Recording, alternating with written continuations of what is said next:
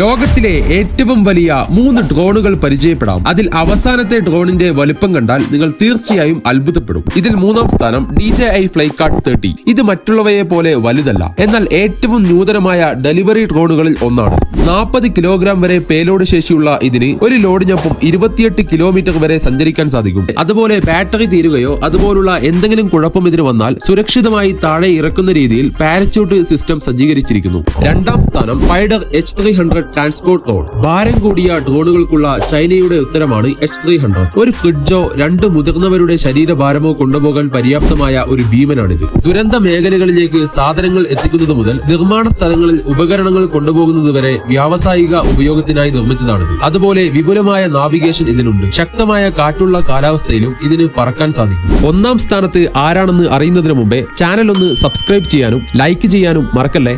ഇതിൽ 1ാം സ്ഥാനം ഗ്രിഫ് ഏവിയേഷൻ 300. ഇതിനെ പലപ്പോഴും ഡ്രോണുകളുടെ ഫ്ലൈയിങ് ബീസ്റ്റ് എന്ന് വിളിക്കാറുണ്ട്. അവിശ്വസനീയമായ 227 കിലോഗ്രാം, അതായത് 500 പൗണ്ട് ഭാരം ഉയർത്താൻ ഈ ഡ്രോണിന് കഴിയും. പ്രധാനമായും ചരക്ക് ഗതാഗതം, രക്ഷാദൌത്യങ്ങൾ, നിർമ്മാണം എന്നിവയിൽ ഇത് ഉപയോഗിക്കുന്നു. കനത്ത ലോഡുകളുമായി 45 മിനിറ്റ് വരെ പറക്കാൻ ഇതിന് കഴിയും. ഇതിന്റെ കൂറ്റൻ റോട്ടറുകൾ ഒരു ഹെലികോപ്റ്ററിന്റെ സ്ഥിരത ഇതിന് നൽകുന്നു. ഇതിൽ ഏത് ഡ്രോണാണ് നിങ്ങൾക്ക് കൂടുതൽ ഇഷ്ടമായത്?